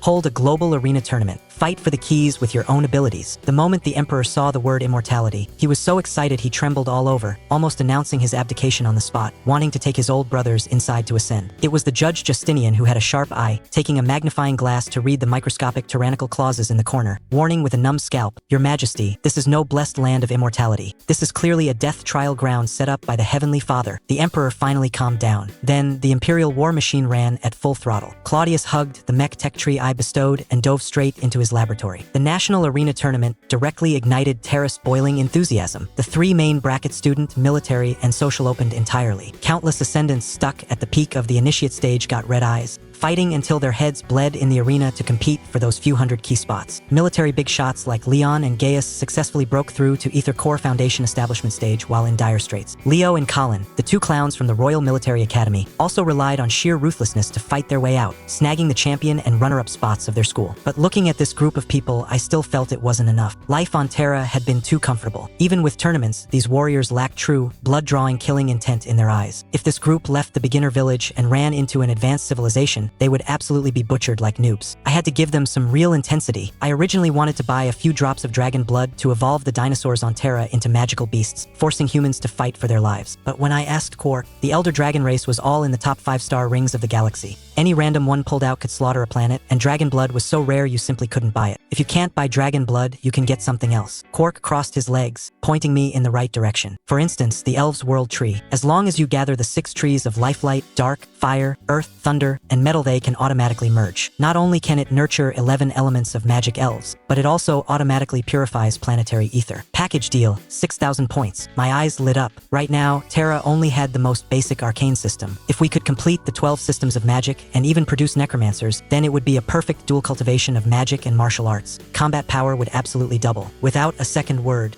I smashed all my remaining balance into it. I not only bought all 6 trees of life, but also bought 2 million elves of various affinities in one go. I spent every last cent, but my foundation was thoroughly solid. Holding the newly merged 12-element magical source, I followed my senses to locate the current Elf Queen's coordinates, preparing to drop a divine decree to have them establish a magic guild. But as soon as my gaze locked on, I was completely stunned. Looking at the 2 intertwined figures on the screen, the corners of my mouth twitched hard. This damn Valerius was actually hugging the Elf Queen in bed, discussing human anatomy in broad daylight. I didn't bother with nonsense, dropping the divine decree directly onto their headboard, ordering the immediate establishment of the magic guild. Then, I coalesced a pure white giant hand in the sky, uprooting the 3 trees of life in the elf territory in one grab. Immediately after, I tossed out the 6 new trees I spent all my savings on. The 9 trees merged into one, erupting with dazzling light, crazily devouring Terra's ether energy, finally concentrating into a 9-colored seed. I tossed the seed into the secret realm, watering it like crazy with high-concentration magic water. The seed broke its shell and sprouted, growing 11 crystal-clear branches. This thing couldn't just nurture wind, fire, water, lightning, and other 12-element magic elves. It could automatically absorb waste gas and exhale extremely pure mid-level ether. I named it Yggdrasil and tossed it straight back into the core of the elf territory. The moment its roots pierced deep into the ground, 35 million elves knelt on the ground, kowtowing frantically. The dwarves and humans also followed, roaring at the sky, praising the Heavenly Father. With this, Terra's magic system was fully completed, and the era of dual cultivation of magic and martial arts officially began. With all this done, my mind shifted, and I charged straight back to the virtual starry platform. Quark, this old fox, continuously slipping me top-tier god cards and advanced tech, wasn't just him doing charity. I pushed open the doors of the top auction house's VIP booth, and at a glance, I saw him wearing a gorgeous black tailcoat, his deathly pale skin contrasting with blood-red pupils, sitting on the sofa with his hands crossed, acting all imposing. I walked over, sat my butt down right across from him, and directly exposed his secret. "Stop pretending, Quark, your vampire stench is way too strong." Quark's expression drastically changed, his red eyes almost popping out. After several probes, he finally sighed and gave me the bottom line. It turned out he was the Star Lord of a level 3 civilization. Right after ascending, he was forcefully enslaved by the level 4 feudal lord Titan, Lord Hyperion, signing a 50 billion-year contract of indentured servitude. He moonlighted as the administrator of this star sector, secretly selling me top-tier resources at low price. It was all a gamble. Gambling that my potential could propel me to a level 4 civilization, helping him resist Hyperion's Titan family when his contract expired 100 million years later. Facing a massive level 4 behemoth that commanded over 3,000 vassal planets, anyone else would have wet their pants. But I didn't even frown, slapping my thigh and laughing loudly. "Save it. If I get desperate, it'll directly ascend to level 5 and FCK him up." Quark trembled with excitement and roared with laughter at the sky. I accepted this long-term venture capital investment. Pocketing the resources Quark maxed out for me, I returned to the Genesis realm. It was time to give Terra some real intensity. These ascendants of the human race were meditating behind closed doors every day, lacking the bloodlust of life and death combat. I extracted the blood essence of several hundred Western elder dragons, caught Terrace dinosaurs, titanoboas, and various beasts and birds, and forcefully poured it down their throats.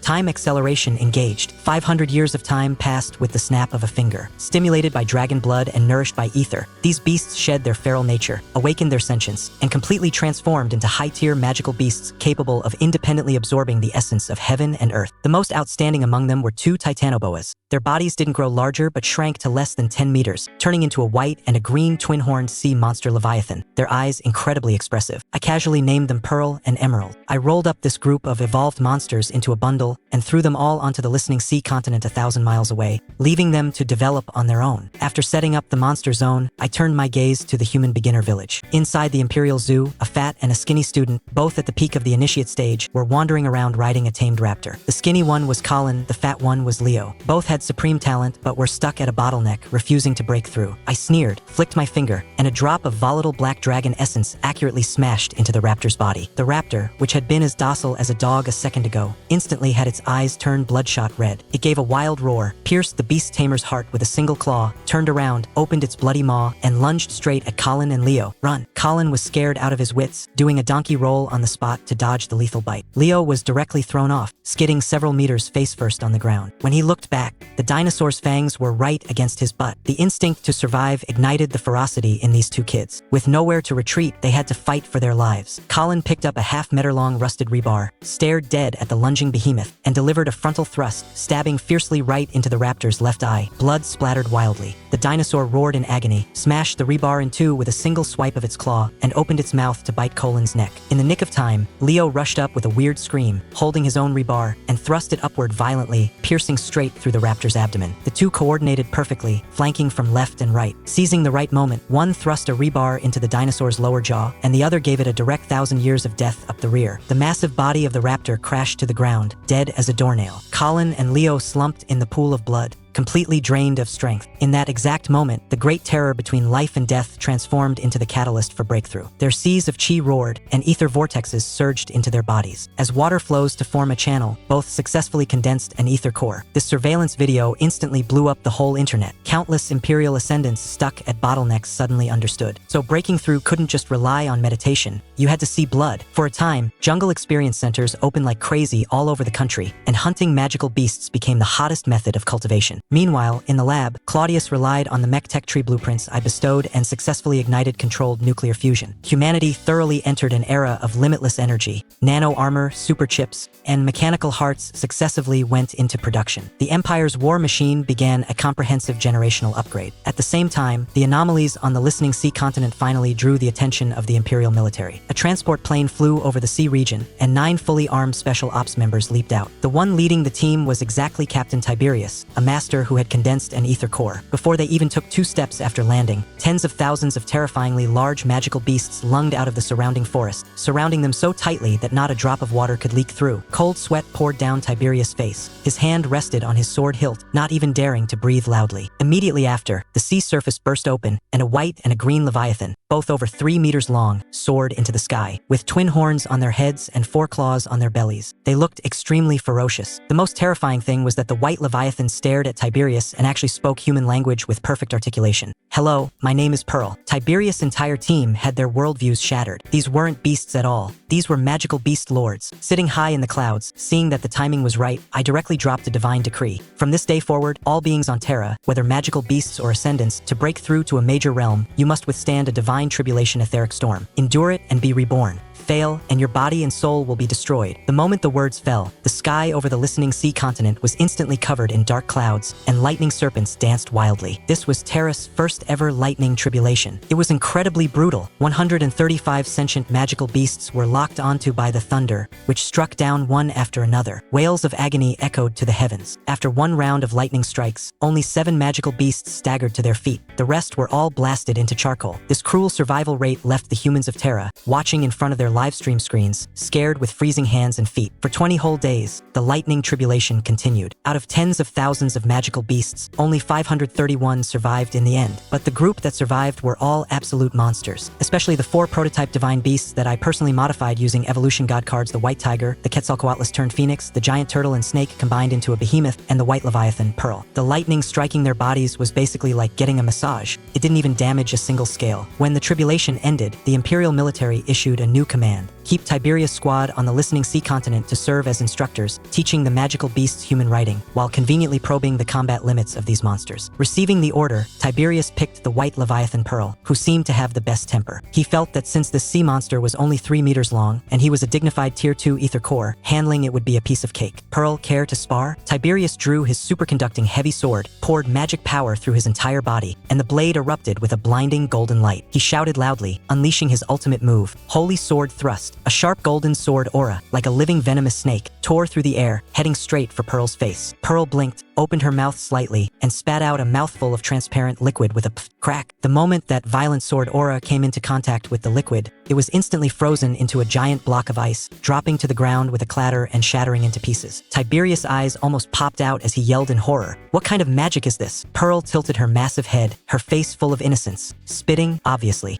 Tiberius was so furious he spat blood on the spot. Unable to save face, he grew angry from embarrassment and signaled the 8 brothers behind him. Attack together. Form the array. 9 elite special ops members, at the peak of core and initiate stages, pulled out their meteor hammers and power hammers, surrounding her with murderous intent. Pearl seemed to think it was quite fun. She let out an excited roar and soared into the sky. Under everyone's horrified gazes, her originally 3-meter-long body instantly ballooned. 5 meters, 10 meters, 21 meters. A terrifying, sun-blotting deep-sea behemoth coiled high in the sky, the shadow it cast trapping the 9 men dead in its grasp. Before Tiberius could even yell surrender, Pearl's massive body dove down fiercely, wrapping them up tightly with her tail like rolling a pancake, pulling straight off the ground and rushing into the clouds. Ah! Miserable screams echoed across the listening sea continent. Pearl played the giant windmill in the sky, spinning these special forces soldiers until they were dizzy and vomiting bile wildly. When Pearl landed and loosened her tail, the 9 men fell into a pile, crawling and rolling to the base of a tree, puking their guts out. Far away in the imperial palace of Nova Roma, there was dead silence. The emperor stared dead at the behemoth on the big screen, turning to look at the empire's #1 sword master, Gareth, beside him. Can you win? Gareth's face was solemn as he slowly spat out a few words. No chance at all. This magical beast's realm has absolutely reached the level of an astral apostle golden core stage. Hearing the empire's #1 expert say this, the emperor's heart completely sank. On the listening sea continent, Tiberius' squad thoroughly became the exclusive punching bags for these magical beasts. Every day they kept them company eating, chatting, and sparring, getting beaten until their eyes went black and heads spun every single day. But a beating is still a beating, under the magical beast's innate healing skills and high-intensity real combat. In just 7 days, Tiberius shot up to a Tier 3 ether core, and the 8 brothers under him all achieved breakthroughs. 3 days later, the Genesis realm was about to open. Military helicopters came to evacuate Tiberius. He specifically ran to Pearl, intending to act tough. Pearl, we're going to the sacred ground left by the Heavenly Father. 10 years inside is 1 year outside. When we come out, we'll fight again.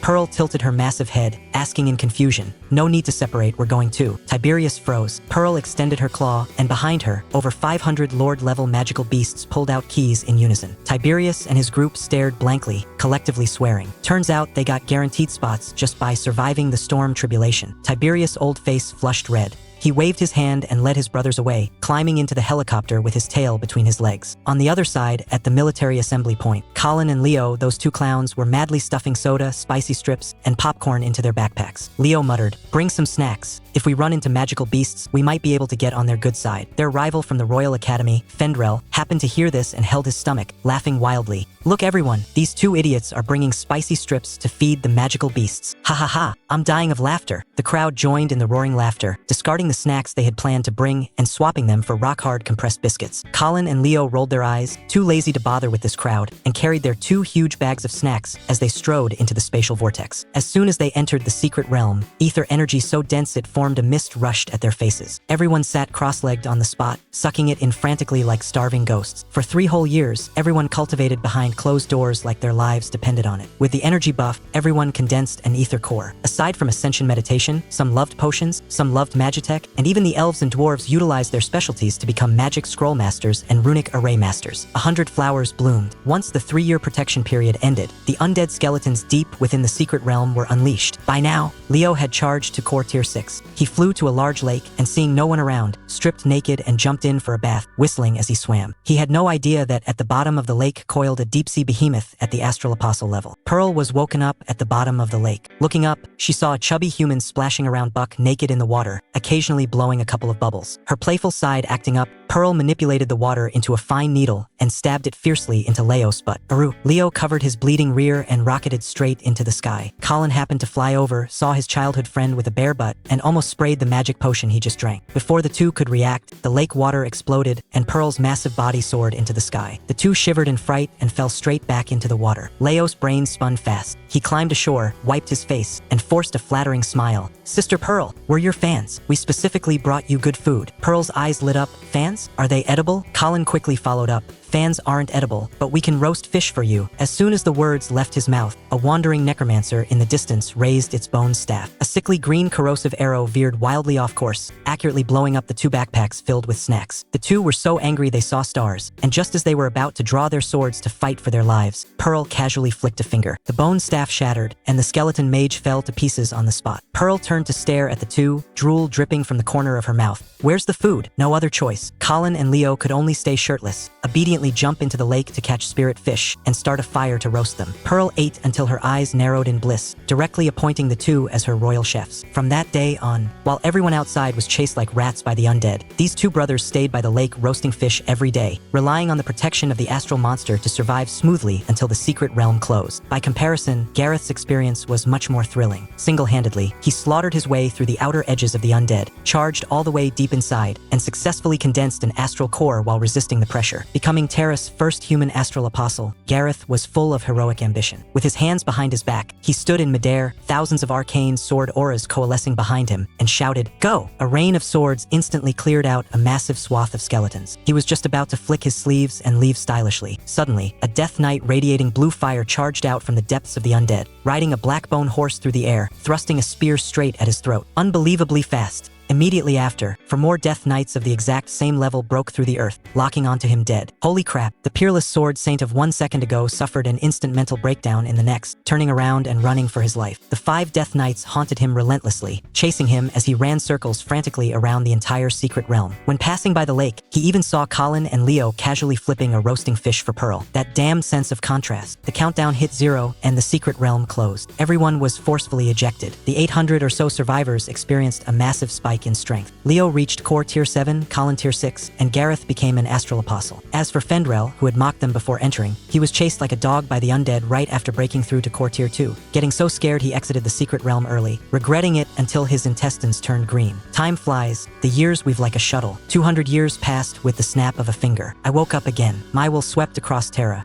The population had exploded to 6 billion. But the problem followed. Terra's ether energy had bottomed out. The number of astral apostle level experts was stuck at 81, unable to break through any further. The laws of the universe are just that much. This star system's energy capacity had reached its limit. To break the deadlock, the only way was to initiate Star Wars, plunder resources, kill our way into the first star ring, and promote to a level 3 civilization. Fighting wars burns money. I had to go pull in some sponsorships. I instantly descended on the virtual starry platform and kicked open the door to Quark's auction house. After a few hours of crazy brainwashing and bluffing, I successfully squeezed dry the last 7 energy points in Quark's pocket. Upon leaving, I also snatched the medium ley line the fox girl was holding in her arms. Looking at his empty vault, Quark wanted to cry but had no tears. With the capital secured, I had to secure Terra's home front. Lately, Emperor Valerius had been very anxious. Astral apostles could live for 2,000 years. He had long grown tired of being the emperor and dreamt of quitting to do closed-door meditation. If he quit, the empire's massive machine would be paralyzed. Not just him. Titus, Maximus, and the other veteran generals were faking illness at home every day, terrified of being burdened by state affairs and delaying their cultivation. What this group lacked was motivation. In the dead of night, the emperor was so exhausted from reading scrolls, he fell asleep on his desk. I entered his dream directly, manifesting as a 10,000-foot golden light. When the emperor saw me, he felt as wronged as a child, dropping to his knees with a thud and bawling loudly, frantically pouring out his grievances. Too lazy to listen to his complaints, I interrupted. "You've done well." The dream shattered. The emperor woke with a start, only to see the scepter of dominion on his desk erupt with dazzling golden light. A massive amount of rule-based information frantically flooded into his mind. I had spent all the energy points I just robbed to engrave 2 supreme laws of the universe onto the scepter, kingship and karma. From this day forth, with the scepter recognizing its master, Valerius was the true monarch of the Holy Empire. He enjoyed a 100 Terra fortune buff. As long as the nation was strong, even if he sat on the throne without cultivating, his realm would still rise. What was even more ruthless was that the scepter possessed a built-in medium ley line, automatically issuing magic stone salaries to imperial officials every month based on their rank. The higher the rank, the stronger the fortune buff,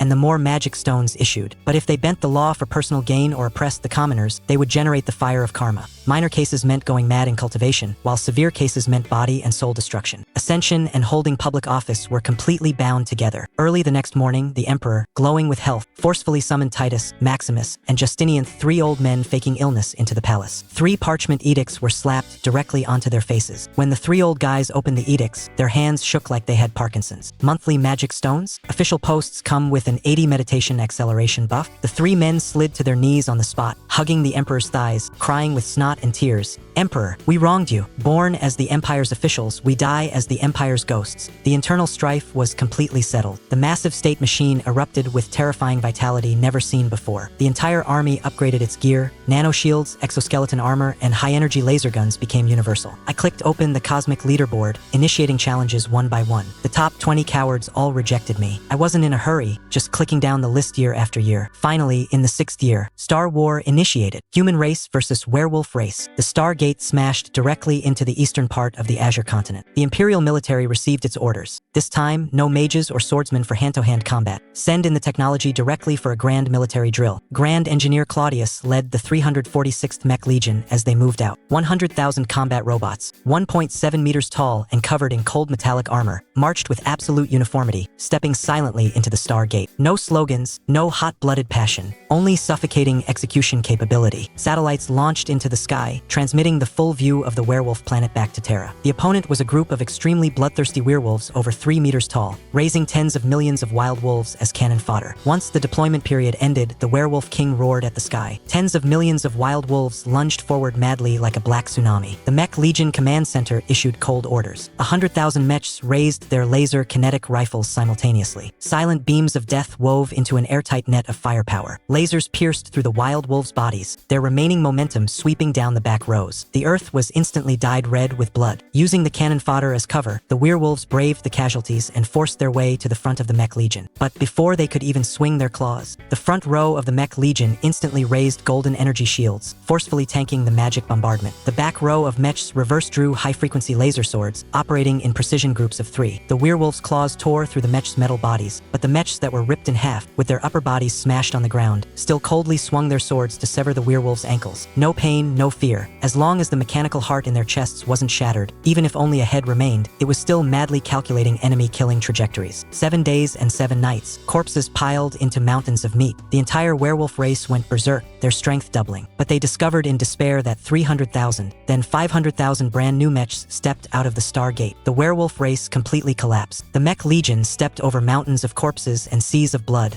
flattening the entire planet. I decisively clicked settle, obtaining 73,000 energy points, plus a werewolf altar that could mutate wild wolves. I didn't stop, continuing to challenge. 20 years later, Star War initiated. Human race versus goblin race. When the satellite footage came back, everyone gasped. This planet was larger than Terra, had no oceans, and the land was densely packed with green goblins. 100 billion scale, so many that they could only survive by eating each other. Faced with this swarm tactic that didn't even leave room to stand, the Imperial military had no intention of deploying ground troops. 3 massive aerospace aircraft carriers ascended, stopping directly in the stratosphere on the other side of the Stargate. Orders were given, and 3 menacingly shaped heavy satellites detached from the carriers, pushing into outer space. This was the ultimate weapon developed by the Empire after digesting the Mech Tech Trisatellite-class plasma orbital cannons. The moment the Star War began, the 3 satellites locked dead onto the Goblin King and High Shamans on the ground. There were no earth-shattering explosions, only 3 blinding pillars of light, hundreds of meters in diameter, descending from the sky like divine punishment. Hundreds of millions of degrees of high-temperature plasma instantly evaporated all matter it touched into nothingness. The pillars of light acted like 3 giant erasers, scrubbing back and forth across the Goblin planet's surface. Wherever they passed, there were no corpses, no whales, only smooth, glass-like craters. The live broadcast of this silent planetary erasure completely shattered the pride of those arrogant astral apostles inside Terra. A few underground magic cults that wanted to stir up trouble disbanded overnight in terror, and their ringleaders smashed their communication crystals directly. I wasted no words with the goblins, clicking settle immediately. My balance skyrocketed to 160,000. Looking at the massive bouncing numbers on the panel, I laughed coldly. Since technology and magic are well integrated, then push all the way through, kill our way into the first star ring for me. Riding this surging momentum, the Terra army swept through the leaderboards like harvesting weeds. In a mere 200 years, I led Terra on a 39 win streak, raking in 1.47 million energy points, and hacked our way straight into the 6-star ring. With spare cash in my pocket, I casually dropped 100,000 energy points to give Terra a massive upgrade. The planet's diameter instantly expanded tenfold, and 30 new continents were forcefully raised from the vast oceans. To maintain the ecology, I spent a heavy sum to bury 30 ley lines and hung a second artificial sun. With the territory expanded, the Emperor went with the flow and decreed a new policy. The Empire would only defend the heartlands of the Seven Kingdoms. The new continents were completely open. Life and death at your own risk. As soon as this decree was issued, Terra completely boiled over. Countless ascendants stuck at bottlenecks swarmed like crazy to the overseas lands to grab territory. The era of knight orders and cults kicked off with a bang. Amidst this tidal wave, Leo's two disciples couldn't sit still either. The head disciple Achilles, born with divine strength, had double pupils and towering arrogance. The second disciple Octavian had mediocre cultivation but was a smooth operator. These two kids dragged their newly sworn brother, the mage Merlin, to the new continent and founded the Order of Avalon. Within a few years, they offended the local overlords of the new continent, the Silver Moon Order. This sect had nearly 100,000 disciples, and their Grand Archbishop Lucian was a bona fide astral apostle. After several clashes, the Order of Avalon was almost wiped out. Achilles refused to submit. He felt that studying arcane arts and magic steppy-step was too slow. So he scattered all his magic power and created an unprecedented Path Titan aura. He used berserk elemental energy to forcibly crush and rebuild every inch of bone and cell in his body, brutally dropping his realm back to the initiate stage, and went into closed-door training for 10 full years. 10 years later, Lucian led an army and crushed the gates of the Order's fortress. Octavian, Merlin, and the legendary General Belisarius fought to the death without retreating. Just as they were about to be hacked to death by random swords, a heavy cavalry lance tore through the air, instantly impaling 7 heavily armored knights of the Silver Moon Order, nailing them dead to the wall. Achilles had emerged from seclusion. There wasn't a trace of magic fluctuation on his entire body, but standing there, the air around him subtly distorted due to his terrifying physical strength. Lucian sneered, erected his astral shield, and dove down from the sky. Achilles kicked hard with his legs, and the ground instantly exploded into a massive crater. He shot into the sky like a cannonball, delivering a completely unflashy right punch that smashed Lucian's astral shield on the spot. The sound of bones cracking exploded. The high and mighty astral archbishop was grabbed by the ankle by a pure martial artist with no magic, smashed crazily against the ground hundreds of times like a broken sack, and was finally torn alive into 2 halves. The name of the god of war shocked Terra in a single day. The Titan martial arts system officially established its footing, but trouble followed one after another. Lucian's biological brother, Lucius, president of the Empire's Alchemy Association, heard of his death and spent a massive fortune to hire 3 astral thugs, killing their way to the new continent for revenge. Ganged up on by 4 astral apostles, Achilles, having just recently switched to martial arts, found 2 fists no match for 4 hands. Beaten bloody all over, he smashed heavily into the ruins. Lucius drew his great sword, grinning maliciously as he walked toward Achilles. Octavian's eyes turned red with anxiety, frantically calling for help via magical communication. Leo was far away in the Empire and couldn't possibly make it in time. Out of desperation, he dialed a special channel. Just the moment Lucius raised his sword to strike, the clouds exploded. A deafening roar shattered the 9 heavens. A 30-meter-long white leviathan descended from the sky, smashing fiercely into the center of the battlefield. It was exactly Pearl, the big sister from the Genesis realm whose friendship Leo and Colin had bought with roasted fish. Pearl swished her tail, her vertical slit pupils coldly looking down at the 4 men. Lucius shouted, putting up a fierce front but cowardly inside. This is a private grudge among humans. You, a mere sea monster, dare to interfere? Believe it or not, well, extract your magic tendons to make weapons. Pearl tilted her massive head and spat out a single word. Oh. The next second, the giant beast's massive body vanished instantly. The air popped. Before Lucius could even react, he was whipped to the ground by a divine dragon tail sweep. A giant claw stepped firmly on his neck. With just a little force, crack, the astral stage alchemy master breathed his last on the spot. The remaining 3 astral thugs were frightened out of their wits and turned to run. Pearl opened her mouth and spat out a breath of absolute zero frost. The fastest running mage couldn't even self-destruct in time. He instantly froze into an ice sculpture, fell to the ground, and shattered into a mess of broken ice. For astral apostles, totally wiped out. Relying on Pearl's deterrence and Achilles' ferocity, the Order of Avalon skyrocketed. 10 years later, their followers expanded to millions. Octavian's ambitions swelled, and he directly established the Albion Empire, using the White Leviathan as their national totem to worship heaven and earth. Sitting high in the clouds, watching the bustling Terra below, I sent down a scepter of dominion, recognizing the legitimacy of Albion. The new empire thoroughly became the holy land for martial artists everywhere. Achilles and Belisarius had no greed for power. They tossed state affairs to Octavian, paired up to travel the world, and focused entirely on polishing their martial arts. Terra flourished internally, and external Star Wars also reached a critical juncture. The 50th Star War. Winning this battle meant Terra could ascend to the 5th star ring, truly wrestling with the myriad races of the universe. To increase our odds of winning, I went and scavenged Quark's inventory clean, went bankrupt to scrape together 100,000 energy, and bought a Kraid God card entirely unique to this local star system chosen ones. 10 streaks of purple aura entered Terra. 10 monstrous geniuses carrying the world's fortune were about to be born. Once all this was done, the system prompt sounded right on schedule. Star War initiated. Human race versus Phantom race. The Stargate descended directly on the overseas Azure continent. The Phantoms. This was a bizarre race that could completely counter even the mech race. They were immune to 90 of physical attacks, formless and shadowless, specializing in attacking the soul. I immediately dropped a divine decree as a warning. The Terra army didn't dare act carelessly. Titus and Maximus leading the Holy Empire's elites, Octavian and Belisarius leading the Albion martial artists, plus Pearl, Emerald, and a host of hidden magical beasts, all gathered at the Stargate. The moment the Star War began, the protective shield was removed. Overwhelming black phantom death energy surged out from the Stargate like a tsunami, so thick that even satellite radar couldn't catch a single shadow. The swordsmen charging at the very front had their eyes instantly turned bloodshot the moment they touched the black fog. The death energy directly dragged out the deepest evil intentions hidden in their hearts. A Tier 9 core knight drew his sword without any warning, piercing the heart of his comrade beside him. The formation fell into chaos. Possessed descendants began to slaughter each other, and vengeful spirits took the opportunity to possess the living, controlling them to frantically butcher their brothers-in-arms. Watching this scene, my eyes went cold. Playing dirty, I immediately communicated with the World Tree Yggdrasil in the Elf territory. Yggdrasil gave an ethereal hum, and its originally 500-meter-tall trunk instantly ballooned to 10,000 meters. Rings of green ripples of life washed outward, and a holy voice resonated across the entire battlefield. Awaken! The divine voice entered their ears, and all the knights who had fallen into madness jolted, the blood-red color in their eyes quickly receding. The elf mages seized the moment to attack, hurling sky-filling light and thunder magic into the black fog like it cost nothing. Screams rose repeatedly as countless wandering souls turned to ash in the holy light. While the army stabilized its footing, my will pierced through the Stargate, scanning the enemy planet. This undead planet was only 4,000 kilometers in size, but surrounding the planet was a blood-yellow moat, the river Styx. The river water was densely packed with tumbling severed limbs and struggling evil spirits, the sky-high resentment coalescing into an absolute domain of death. This was a cosmic wonder. The main force of the Phantoms all shrank behind the river in the underworld capital city. The only entrance was a pitch-black stone bridge spanning across the river Styx, the Bridge of Lethe. I immediately issued the order for a general assault. When poor, use tactical flanking. When rich, use firepower to wash the ground. The Imperial military completely ignored martial ethics, bringing up heavy artillery and nuclear missiles directly to subject the other side of the Stargate to frantic carpet bombing. Who cares if you're immune to physical damage? The hundreds of millions of degrees of nuclear explosion heat instantly evaporated the low-level wandering souls on the perimeter until nothing was left. When the artillery stopped, Achilles was the first to charge. He bit the tip of his tongue, spat a mouthful of extremely young martial artist blood essence onto his war spear, and alone, one man and one spear, killed his way into the enemy formation. Wherever he passed, ghost bodies shattered. Immediately after, Pearl and Emerald transformed into 100-meter giant beasts, churning the seas in the ghostly swarm. The white tigers roar shattered lonely souls, and the phoenix spat out heaven-scorching flames, forcefully burning a bloody path through the black fog. The allied forces smashed through all resistance, slaughtering their way directly to the banks of the blood-yellow river Styx. Looking at the churning bloody water, an astral mage, eager to steal the glory, sneered coldly. Playing tricks with ghosts and gods, he channeled his magic power, soared into the sky, attempting to fly directly across the river's surface. Just as he flew directly above the river Styx, his body suddenly went stiff. Countless invisible energies bit onto his magic circuits like tens of millions of venomous insects. His magic shield instantly collapsed.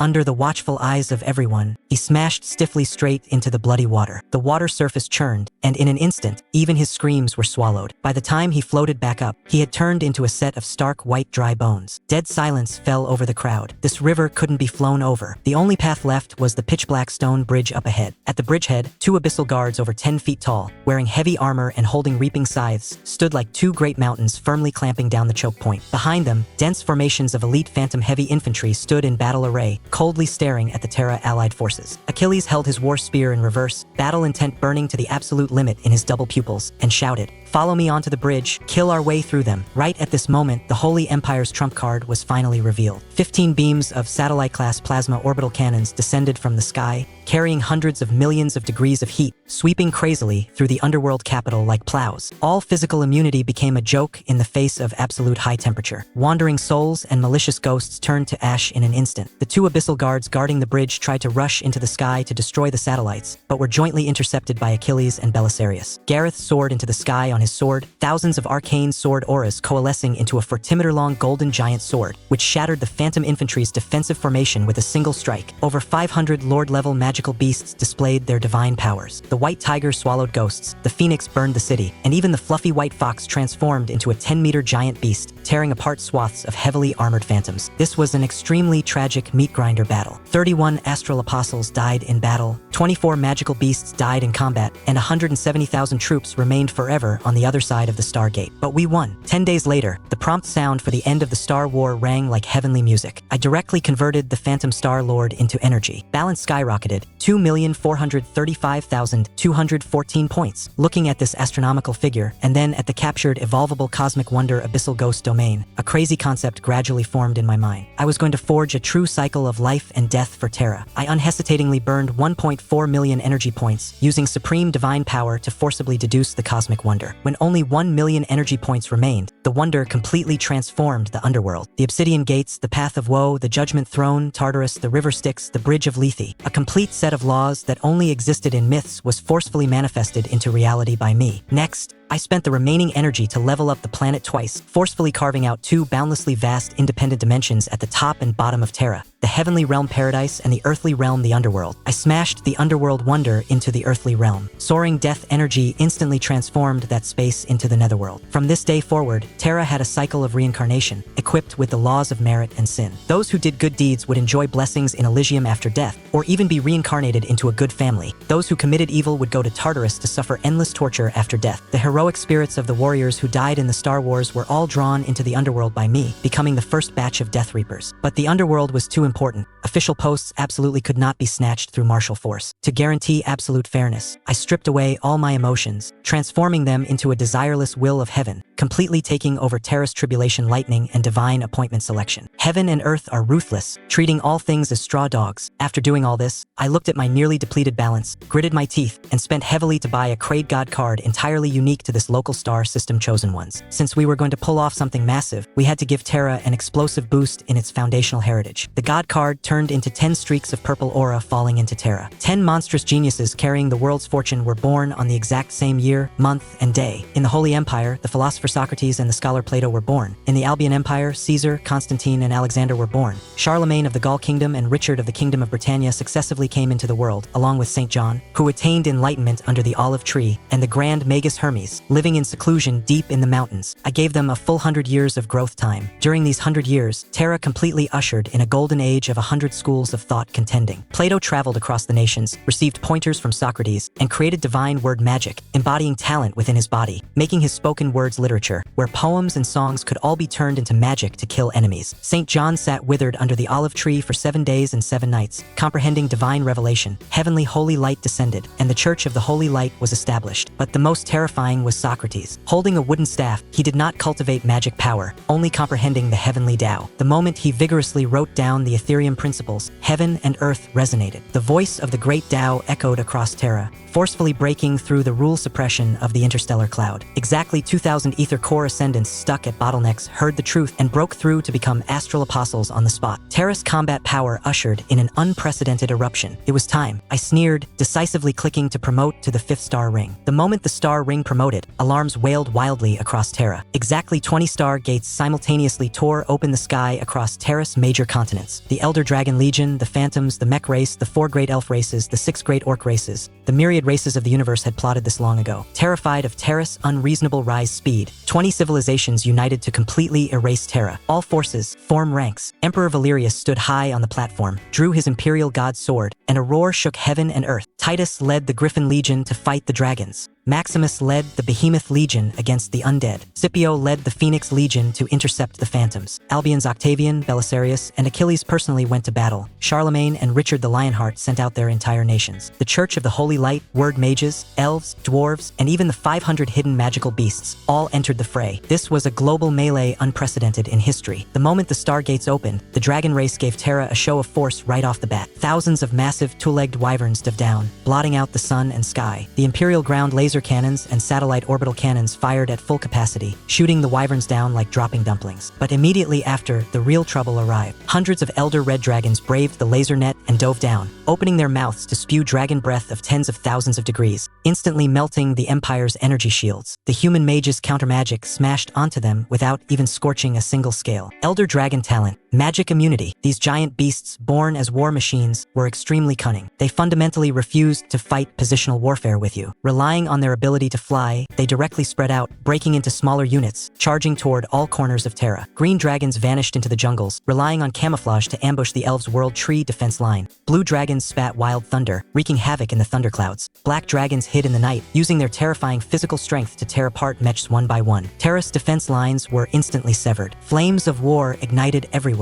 and wails filled the fields. Astral apostle-level mages and sword saints soared into the sky one after another to engage in brutal aerial hand-to-hand combat with the dragons. The slightest misstep meant being burned to ash by a mouthful of dragon breath or being torn alive by dragon claws. The sky full of dragon blood fell like torrential rain onto the lands and oceans of Terra. Countless flora and fauna that couldn't dodge in time were drenched in dragon blood. Some couldn't endure the overbearing energy and exploded to death on the spot, but many more surviving creatures, after absorbing this precious dragon blood essence, fell into a deep slumber. As the torrential rain washed over and the dragon blood seeped into the ley lines, a banquet of unprecedented mass species evolution, sweeping across the entirety of Terra, quietly commenced amidst the mountains of corpses and seas of blood. But this evolutionary dinner was eaten in a highly tragic manner. The most disgusting among the dragon race were those dozens of silver dragons. Spatial magic was impossible to defend against, and they consecutively beheaded 11 of our astral archbishops. These heroic souls who died in battle for the human race were directly sucked into the earthly realm by the heavenly laws, becoming heroic spirits draped in baleful aura. At this time, although the underworld was not yet completely built, it had already become the final resting place for the fallen. Over 30 million lonely souls and wild ghosts endured endless loneliness and cold in the desolate netherworld. Only ascendants who had powerful cultivation in life could barely maintain their sanity and begin groping for the path of undead cultivation. The mortal battlefield was even more of a chaotic mess. On the eastern battlefield, 10-meter-tall elephant men charged rampantly bearing heavy armor. Lasers hitting them didn't even make a splash. Caesar's teeth ached just looking at it. In the end, it was the young Commander Alexander who was ruthless enough, grabbing Serena from the poison cult to command thousands of light mechs to dive right under the elephantmen's crotches and charge directly into the Stargate to spray poison gas. The elephantmen's backyard was on fire, and they desperately retreated in panic. The great Magus Constantine seized the opportunity to strike, using water mist, vines, and freezing spells to crowd control and attack continuously, finally rubbing out an apocalyptic combination forbidden spell meteor shower, forcefully burning the area in front of the elephantman's star gate into purgatory. But the most intense battle was still Maximus against the three great undead races. The undead skeletons were endless, and the laser weapon's energy was almost depleted. Just as the defense line was about to collapse, Plato brought 6,000 scholars to the front lines. They recited classical texts in unison, and righteous truth light shot straight into the clouds, respectfully requesting the Firebringer to descend. The heavens and earth trembled. An aged figure surfaced within golden light. The human civilization's progenitor Ignis, the Firebringer. The old man looked at the fiercely struggling descendants, possessing an imposing aura without anger. His withered right hand gently waved, and a pinch of pure white flame ignited in his palm. The flame fell into the undead army, instantly turning into a prairie fire. This fire was wicked. It burned upon contact, burning even the Death Knights until not even their ashes remained. To maintain the summoning, the word scholars spat blood and collapsed in swathes. Ignis looked at us, revealed a gratifying smile, and dissipated into smoke. Maximus, his eyes red, reverse drew the previously captured abyssal relic, roaring loudly. Undead scourge. Countless Terra skeletons crawled out of the underground, following the army and directly counterpushing into the enemy's star gate. The most satisfying part was still fighting the dragon race. 500 holy dragons paraded their might in the sky, relying on their massive size. Pearl and Emerald, the two leviathans, directly transformed into their 50-meter true forms, bringing over 500 hidden high-tier magical beasts to pounce on them. Discovering that magic couldn't hurt the giant dragons, these magical beasts simply stopped pretending and engaged in close-quarters melee. They stuck to the dragon kings like plaster, opening their mouths to bite. That nine-tailed white fox was the most ruthless, anchoring itself onto the dragon's back with two tails, biting left and right, forcefully tearing large chunks of flesh and blood straight off the 1,000-meter-long dragon king to swallow raw. The dragon king was bitten alive until it crashed into the ground.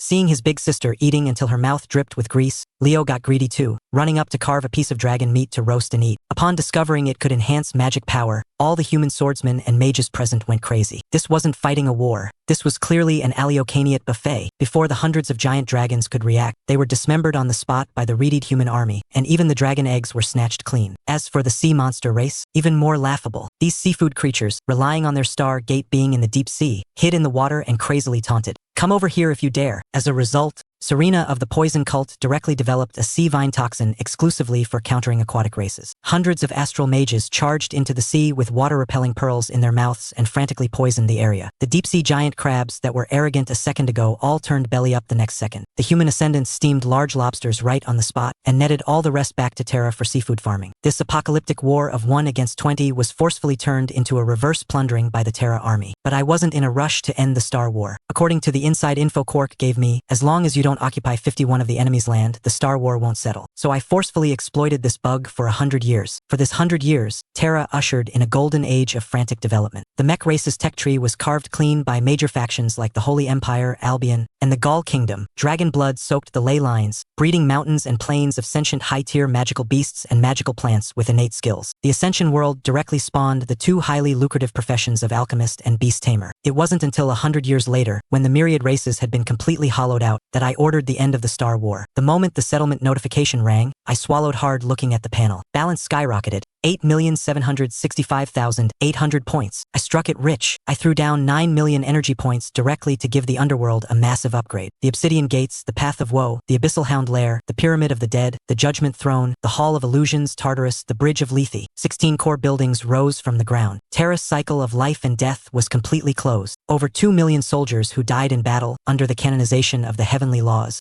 donned black armor, held soul-reaping scythes and chains, and became the underworld's first batch of Death Reapers. In the sanctuaries and temples springing up everywhere in the human realm, good Samaritans who had done good deeds in life reported straight to work after death as guardian angels, enjoying incense offerings from the mortal realm. Just as this massive machine of the underworld officially began operation, and countless lonely souls and wild ghosts queued up to drink from the spring of forgetfulness to reincarnate, an inconspicuous little event occurred in a remote small town in the Albion Empire in the human realm. A young man named Enoch, born with severed meridians, unable to sense ether, practice martial arts, or even learn magic and divine arts, had just been ruthlessly laid off by his boss. He and his two similarly afflicted younger brothers, Ezra and Elijah, went to the wild mountains to drown their sorrows in alcohol. Enoch went to relieve himself midway, got lost in the thick fog, and stumbled into a cave by mistake. Inside the cave, an old man wearing a cloak with no face stood silently. The old man waved his hand, and 3 pitch-black parchment scrolls fell into Enoch's arms. On the cover, written in blood-red font, were several large words, the Book of Chaos. The old man dissipated into a clear breeze, leaving behind only an earth-shattering prophecy. Preach civilization on behalf of the heavens, save the people of the world. If you harbor treacherous intentions, you will surely suffer a wicked end. I am the faceless prophet. Enoch clutched those 3 volumes of the Codex tightly. Within his originally dim and lifeless eyes, the ambition and fanaticism of a starving wolf suddenly erupted.